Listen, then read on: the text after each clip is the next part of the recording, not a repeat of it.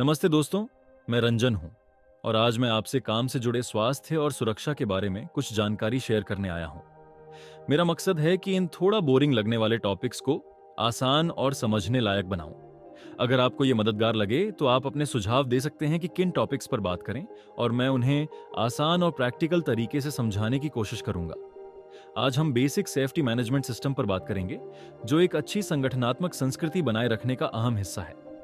ये वीडियो दो हिस्सों में है, तो चलिए अब पहले हिस्से से शुरू करते हैं। क्यों संगठनों को स्वास्थ्य और सुरक्षा का प्रबंधन करना चाहिए? संगठनों को स्वास्थ्य और सुरक्षा का प्रबंधन तीन मुख्य कारणों से करना चाहिए: नैतिक, कानूनी और आर्थिक। नैतिक रूप से यह कर्मचारियों की भलाई और गरिमा सुनिश्चित करता है। कानूनी रूप से यह नियमों का पालन करता है ताकि जुर्माने और मुकदमों से बचा जा सके। आर्थिक रूप से यह महंगे हादसों, काम के रुकने और उत्पादकता में नुकसान को रोकता है। सुरक्षा को प्राथमिकता देना सफलता के लिए आवश्यक है। नैतिक कारण से शुरू करते हैं। संगठनों की जिम्मेदारी है कि वे अपने कर्मचारियों की सुरक्षा सुनिश्चित करें। कर्मचारी अपना समय और प्रयास संगठन को देते हैं और बदले में वे एक सुरक्षित वातावरण के हकदार हैं। अब जरा सोचिए, अगर एक रोकथाम योग्य कार्यस्थल दुर्घटना किसी ऐसे व्यक्ति को नुकसान पहुंचाए जिसे आप प्यार करते हैं, तो आपको कैसा लगेगा? सुरक्षा का प्रबंधन केवल नियमों का पालन करने के लिए नहीं है, यह मानव जीवन और गरिमा का सम्मान करने के बारे में है। नैतिक कारण, खैर, यह इस विचार पर आधारित है कि नियोक्ताओं की जिम्मेदारी है कि वे अपने कर्मचारियों की सुरक्षा और भलाई सुनिश्चित करें। आप जानते हैं, कोई भी व्यक्ति अपनी नौकरी के लिए अपनी स्वास्थ्य या सुरक्षा को जोखिम में नहीं डालना चाहिए। यह वाकई सरल है, लेकिन कभी-कभी संगठन इस बुनियादी जिम्मेदारी को नजरअंदाज कर देते हैं। समाज उम्मीद करता है कि नियोक्ता स्वास्थ्य और सुरक्षा को प्राथमिकता दें, और खैर, कर्मचारियों को जोखिम में डालना स्वीकार्य नहीं है। यह जैसे समझा हुआ। अब आइए कानूनी कारण की बात करें। सरकारें कर्मचारियों की सुरक्षा के लिए स्वास्थ्य और सुरक्षा कानून लागू करती हैं। ये कानून न्यूनतम मानक तय करते हैं जिनका संगठनों को पालन करना होता है। यदि इनका पालन नहीं किया जाता है तो इसके गंभीर परिणाम हो सकते हैं: जुर्माना, कानूनी कार्रवाई या यहां तक कि संचालन को बंद करना। याद रखें, इन नियमों का पालन करना विकल्प नहीं है, यह अनिवार्य है। नियोक्ता के पास कार्यस्थल पर जोखिमों को प्रबंधित करने के लिए मजबूत कानूनी कारण होते हैं। इन कारणों को तीन मुख्य श्रेणियों में बांटा जा सकता है: रोकथाम, सजा और मुआवजा। सरल शब्दों में इसका मतलब है कि नियोक्ताओं को दुर्घटनाओं और वित्तीय प्रभावों से बचने के लिए कदम उठाने चाहिए, कानूनी नियमों का पालन करना चाहिए ताकि जुर्माना से बच सकें, और यदि कुछ गलत होता है तो सहायता देने के लिए तैयार रहना चाहिए। प्रभावी तरीके से जोखिमों का प्रबंधन एक सुरक्षित कार्यस्थल बनाने में मदद करता है और कर्मचारियों और संगठन दोनों की सुरक्षा करता है। संगठन, खैर, वे शायद बिना स्पष्ट लाभ के महंगे स्वास्थ्य और सुरक्षा मानकों को स्वेच्छा से अपनाने वाले नहीं हैं। आप जानते हैं, उन्हें कुछ ठोस चाहिए होता है। यही वह जगह है जहां सरकार की कानून बनाती है ताकि यह सुनिश्चित किया जा सके कि कम से कम न्यूनतम मानकों को पूरा किया जाए। निवारक, खैर, निरीक्षक, वे सुधार या प्रतिबंध नोटिस जारी कर सकते हैं। मुझे लगता है यह समस्याओं को बिगड़ने से पहले हल करने का एक तरीका है, लेकिन आप जानते हैं, कभी-कभी यह बस एक औपचारिक प्रक्रिया जैसी महसूस होती है। दंडात्मक, खैर, अपराधी अदालतें, वे कानूनी उल्लंघनों के लिए जुर्माना या यहां तक कि कारावास भी लगा सकती हैं। मुझे लगता है यह कंपनी और व्यक्तियों दोनों को प्रभावित करता है, लेकिन यह जैसे आखिरी उपाय होता है ना? खैर, कर्मचारी, वे शायद नागरिक अदालतों में मुआवजे के लिए मुकदमा कर सकते हैं। अगर कुछ गलत होता है तो उनके पास यह विकल्प होता है, लेकिन यह हमेशा इतना सरल नहीं होता है ना? क्षतिपूर्ति। आखिरकार, अब आइए आर्थिक कारण पर चर्चा करें। दुर्घटनाएं और असुरक्षित प्रथाएं महंगी होती हैं। ये कार्य रुकने, चिकित्सा खर्चों, मुआवजा दावों और उत्पादकता में कमी का कारण बनती है। सुरक्षा का प्रबंधन सक्रिय रूप से करके संगठन पैसे बचा सकते हैं और महंगी रुकावटों से बच सकते हैं। यह एक ऐसी निवेश है जो लंबे समय में लाभकारी साबित होती है। आर्थिक, खैर, दुर्घटनाएं और बीमारियां, ये महंगी होती हैं, आप जानते हैं। लागत, मुझे लगता है, सीधे और अप्रत्यक्ष खर्चों में विभाजित की जा सकती है। लेकिन हाँ, यह सब जोड़कर काफी बड़ा हो जाता है ना? आर्थिक खैर, प्रत्यक्ष लागत ये वे हैं जिन्हें आप गणना कर सकते हैं, जैसे बीमार वेतन, उपकरण मरम्मत, जुर्माना और कानूनी शुल्क। ये सीधा लगता है, मुझे लगता है, लेकिन जब आप सोचते हैं तो ये भी जल्दी ही काफी बढ़ जाते हैं, है ना? आर्थिक खैर, अप्रत्यक्ष लागत, इन्हें मापना मुश्किल होता है, जैसे खोए हुए ऑर्डर या व्यवसाय में रुकावटें। लेकिन आप जानते हैं, ये अक्सर प्रत्यक्ष लागतों से कहीं ज्यादा हो जाती हैं। अजीब है ना? ये कैसे काम करता है? आइए बात करते हैं नियोक्ताओं की देयता बीमा की। यह क्यों महत्वपूर्ण है? सही कहा, यह नियोक्ताओं की तब सुरक्षा करता है जब कुछ गलत हो जाता है। इसके बिना दुर्घटना के बाद दावे किसी व्यवसाय के लिए विनाशकारी हो सकते हैं। यह मुआवजे और कानूनी शुल्कों को कवर करता है, लेकिन बात यह है, यह सुरक्षा की उपेक्षा करने का बहाना नहीं है। रोकथाम हमेशा परिणामों से निपटने की तुलना में बेहतर और सस्ती होती है। देयता बीमा आवश्यक है, लेकिन यह एक ठोस सुरक्षा रणनीति का केवल एक हिस्सा है। आइए बात करते हैं मोटर वाहन बीमा के बारे में। यह व्यवसायों के लिए क्यों महत्वपूर्ण है? सही कहा, यह कंपनी के वाहनों से जुड़ी दुर्घटनाओं को कवर करता है। इसके बिना मरम्मत, चिकित्सा खर्चों और तीसरे पक्ष के दावों की लागत जल्दी बढ़ सकती है। लेकिन याद रखें, बीमा का मतलब यह नहीं है कि आप सुरक्षित ड्राइविंग को नजरअंदाज कर सकते हैं। यह प्रतिष्ठान को होने वाले नुकसान या काम की रुकावट को कवर नहीं करेगा। इसलिए मोटर वाहन बीमा अत्यंत महत्वपूर्ण है, लेकिन इसे वाहन रखरखाव और ड्राइवर प्रशिक्षण जैसे सुरक्षा उपायों के साथ जोड़ा जाना चाहिए। आइए अब हम जनता की देयता बीमा के बारे में बात करते हैं। कौन मुझे बता सकता है कि यह व्यवसाय के लिए क्यों महत्वपूर्ण है? सही कहा, यह व्यवसाय को सुरक्षा प्रदान करता है अगर सार्वजनिक सदस्य घायल हो जाए या उनकी संपत्ति कंपनी की गतिविधियों के कारण क्षतिग्रस्त हो जाए। अब जरा सोचिए, क्या होगा अगर किसी को आपके कंपनी के परिसर में चोट लग जाए या शायद आपका उत्पाद उनकी संपत्ति को नुकसान पहुंचा दे? पब्लिक लायबिलिटी इंश्योरेंस एक कंपनी को सार्वजनिक दावे से बचाता है, जो उसके संचालन या उत्पादों के कारण होने वाली चोटों या नुकसान के लिए किए जाते हैं।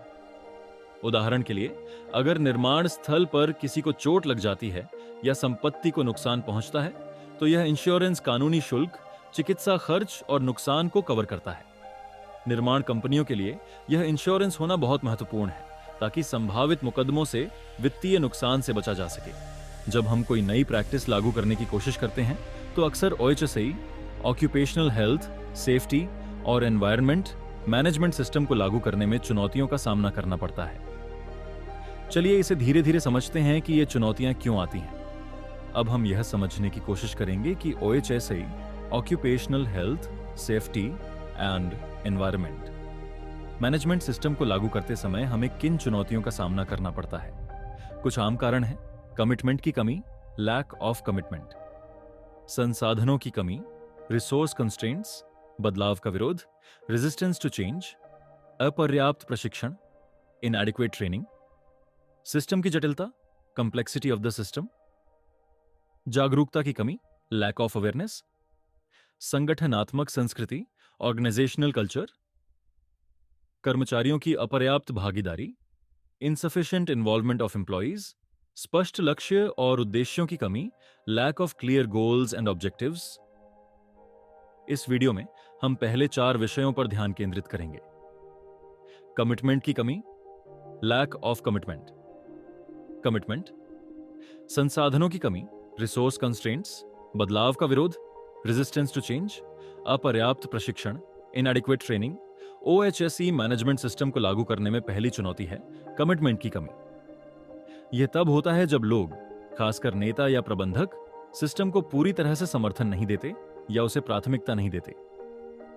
उनके मजबूत समर्थन के बिना पूरे संगठन में सुरक्षा को प्राथमिकता देना मुश्किल हो जाता है।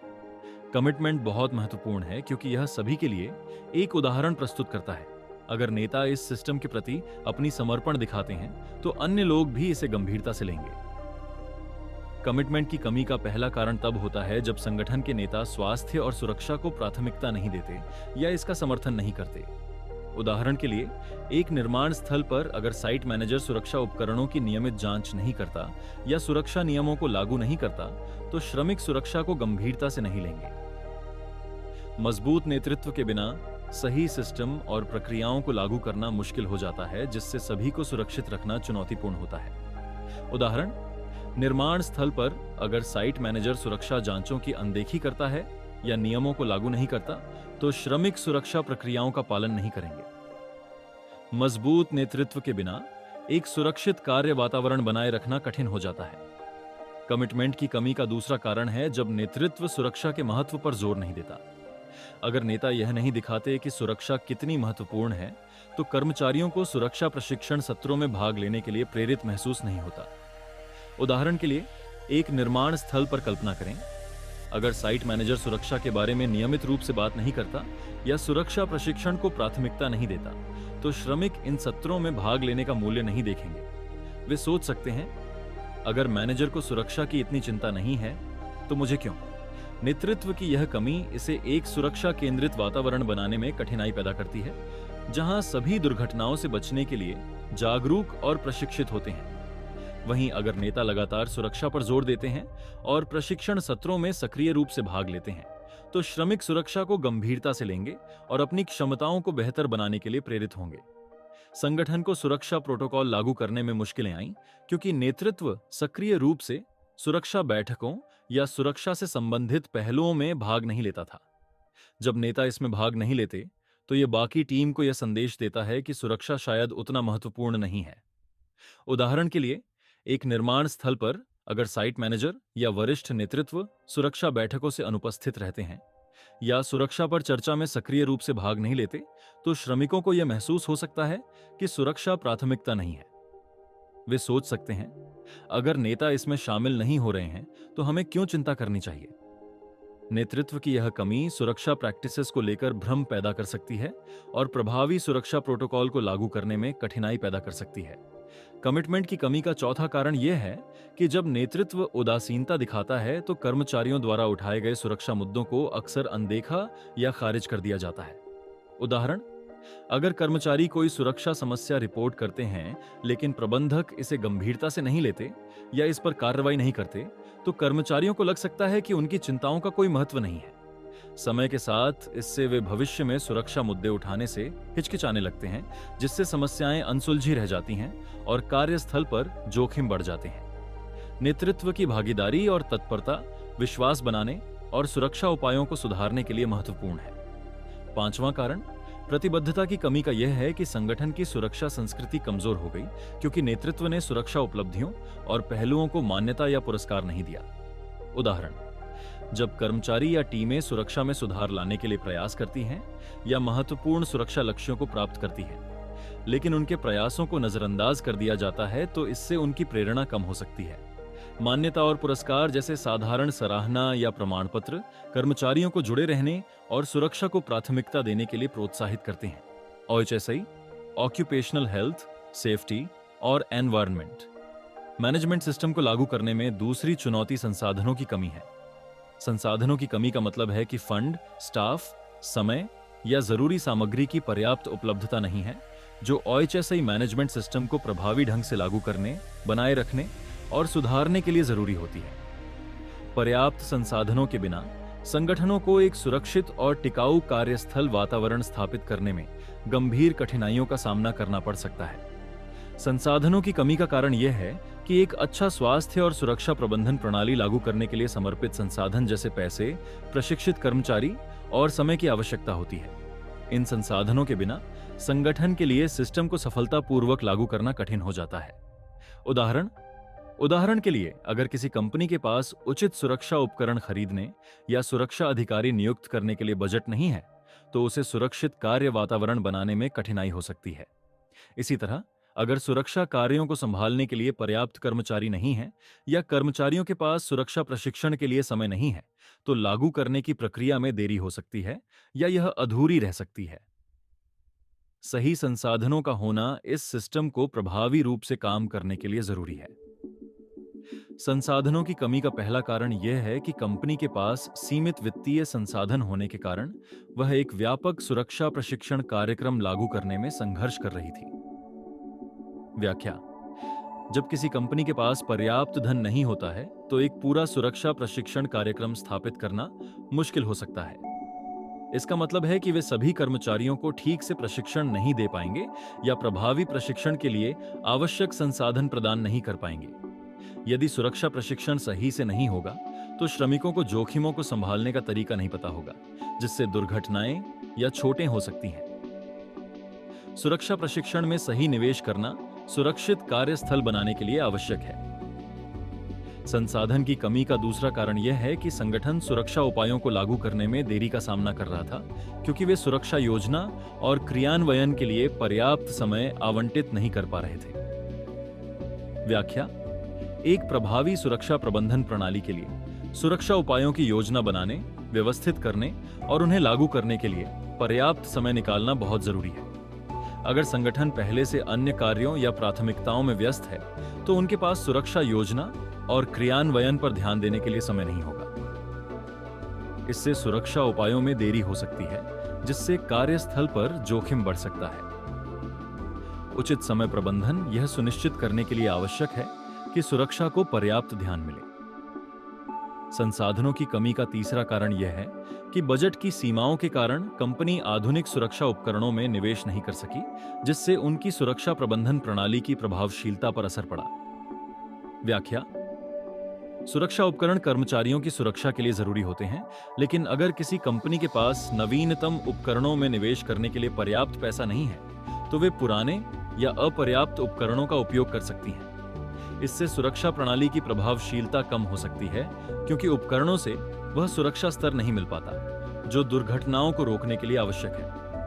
आधुनिक सुरक्षा उपकरणों में उचित निवेश करना सुरक्षित कार्यस्थल बनाए रखने और सुरक्षा प्रबंधन प्रणाली की सफलता सुनिश्चित करने के लिए बहुत महत्वपूर्ण है। परिवर्तन का विरोध नए विचारों या प्रक्रियाओं को अपनाने में हिचकिचाहट को दर्शाता है, जो अज्ञात का डर, वर्तमान प्रथाओं में आराम या नौकरी की असुरक्षा जैसे कारणों से होता है। इसे स्पष्ट संवाद, कर्मचारियों को शामिल करने, समर्थन प्रदान करने और परिवर्तन के लाभों को उजागर करने से दूर किया जा सकता है। परिवर्तन का विरोध: कर्मचारी और प्रबंधन नए स्वास्थ्य और सुरक्षा प्रथाओं को अपनाने में विरोध कर सकते हैं, क्योंकि उन्हें वर्तमान तरीके में आरामदायक महसूस होता है। वे बदलाव से डरते हैं या उन्हें लगता है कि इससे उनके नियमित कार्य प्रक्रियाओं में व्यवधान आएगा। परिवर्तन का पहला चुनौती तब होती है जब अनिवार्य सुरक्षा प्रशिक्षण पेश किया जाता है। कुछ कर्मचारी इसका विरोध करते हैं क्योंकि उन्हें अपनी मौजूदा जानकारी में आरामदायक महसूस होता है और उन्हें नए प्रशिक्षण की आवश्यकता नहीं लगती।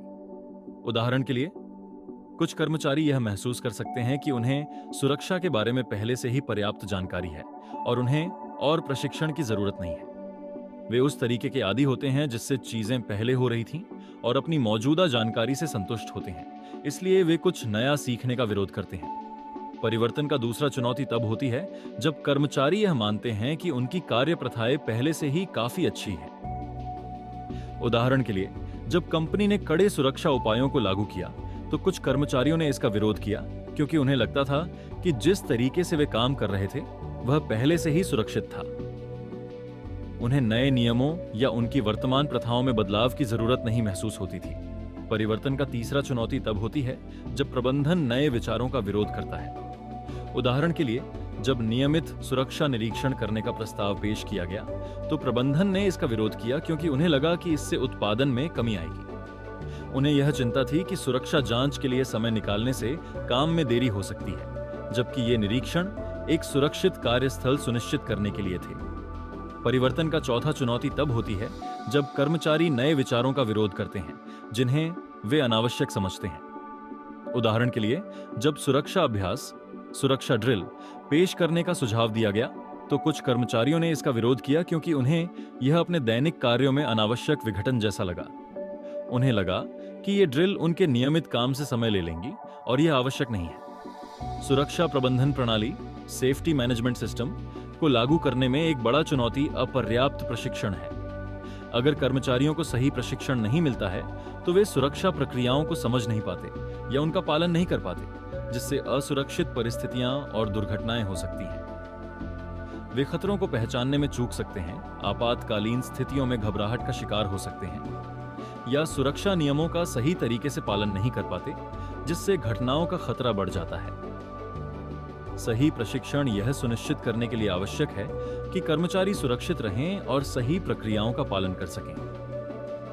OHSI प्रबंधन प्रणाली को लागू करने में चुनौतियों का सामना करने का चौथा कारण अपर्याप्त प्रशिक्षण है। यदि कर्मचारियों को स्वास्थ्य और सुरक्षा प्रक्रियाओं का सही प्रशिक्षण नहीं मिलता, तो वे इन नियमों के महत्व को पूरी तरह से नहीं समझ पाते। उदाहरण के लिए, यदि श्रमिकों को सुरक्षा उपकरणों के सही उपयोग का प्रशिक्षण नहीं दिया जाता, तो वे उन्हें गलत तरीके से इस्तेमाल कर सकते हैं या बिल्कुल भी उपयोग नहीं कर सकते। इससे गलतियां हो सकती हैं और कार्यस्थल असुरक्षित बन सकता है। उचित प्रशिक्षण यह सुनिश्चित करता है कि कर्मचारी सुरक्षा प्रक्रियाओं का सही पालन करें, जिससे कार्यस्थल सभी के लिए सुरक्षित बना रहे। अपर्याप्त प्रशिक्षण की पहली चुनौती यह है कि कर्मचारी सुरक्षा उपकरणों का सही उपयोग करना नहीं जानते। बिना उचित प्रशिक्षण के वे इन्हें गलत तरीके से इस्तेमाल कर सकते हैं या बिल्कुल भी इस्तेमाल नहीं कर सकते, जिससे उनकी सुरक्षा खतरे में पड़ सकती है। उदाहरण के लिए, यदि किसी श्रमिक को सुरक्षा हार्नेस पहनने का सही तरीका नहीं पता है, तो गिरने की स्थिति में वह उसे सुरक्षित नहीं रख पाएगा। सही प्रशिक्षण यह सुनिश्चित करता है कि कर्मचारी सुरक्षा उपकरणों का सही तरीके से उपयोग करें और खुद को सुरक्षित रखें। अपर्याप्त प्रशिक्षण की दूसरी चुनौती यह है कि कर्मचारी सुरक्षा प्रक्रियाओं की अनदेखी कर सकते हैं। यदि उन्हें सही प्रशिक्षण नहीं मिला है, तो वे महत्वपूर्ण सुरक्षा नियमों का पालन नहीं कर सकते, जिससे दुर्घटनाओं का खतरा बढ़ सकता है। उदाहरण के लिए, यदि किसी श्रमिक को खतरनाक पदार्थों को सुरक्षित रूप से संभालने का प्रशिक्षण नहीं दिया गया है, तो वे उन्हें गलत तरीके से संभाल सकते हैं, जिससे रिसाव या चोट लगने की संभावना हो सकती है। उचित प्रशिक्षण कर्मचारियों को सुरक्षा प्रक्रियाओं को समझने और उनका पालन करने में मदद करता है, जिससे दुर्घटनाओं की संभावना कम होती है। अपर्याप्त प्रशिक्षण की तीसरी चुनौती यह है कि कर्मचारी सुरक्षा प्रक्रियाओं को गंभीरता से नहीं ले सकते। यदि उन्हें सही प्रशिक्षण नहीं मिलता है, तो वे सुरक्षा नियमों का पालन करने के महत्व को नहीं समझ सकते, जिससे दुर्घटनाओं का खतरा बढ़ सकता है। उदाहरण के लिए, यदि किसी श्रमिक को भारी सामान उठाने का सही तरीका नहीं सिखाया गया है, तो वह गलत तकनीक का इस्तेमाल कर सकता है, जिससे पीठ में चोट लग सकती है। उचित प्रशिक्षण कर्मचारियों को यह समझने में मदद करता है कि सुरक्षा नियम क्यों महत्वपूर्ण हैं और उन्हें सही तरीके से पालन करने के लिए क्या करना चाहिए, ताकि वे काम पर सुरक्षित रहें। अपर्याप्त प्रशिक्षण की चौथी चुनौती यह है जब कर्मचारी सुरक्षा प्रोटोकॉल को पूरी तरह से नहीं समझते। यदि उन्हें सही तरीके से प्रशिक्षण नहीं मिलता, तो वे शॉर्टकट अपना सकते हैं और महत्वपूर्ण सुरक्षा उपायों की अनदेखी कर सकते हैं। उदाहरण के लिए, यदि एक श्रमिक को सीढ़ी का सही तरीके से उपयोग करना नहीं आता, तो वह कदम छोड़ सकता है या गलत तरीके से इसका उपयोग कर सकता है, यह सोचकर कि समय बच जाएगा। इससे दुर्घटनाएं हो सकती हैं। उचित प्रशिक्षण कर्मचारियों को यह समझने में मदद करता है कि सभी सुरक्षा कदमों का पालन करना क्यों जरूरी है और यह उन्हें सुरक्षित रखता है। इस वीडियो में हमने OHSI प्रबंधन प्रणाली को लागू करने में चुनौतियों के 4 कारणों पर चर्चा की। प्रतिबद्धता की कमी, संसाधनों की कमी, बदलाव का विरोध, अपर्याप्त प्रशिक्षण। अगले वीडियो में हम और 5 विषयों पर चर्चा करेंगे। प्रणाली की जटिलता, जागरूकता की कमी, संगठनात्मक संस्कृति, कर्मचारियों की अपर्याप्त भागीदारी, स्पष्ट लक्ष्य और उद्देश्य की कमी। कृपया मेरे चैनल को लाइक, सब्सक्राइब और शेयर करें। अगली वीडियो में मिलते हैं।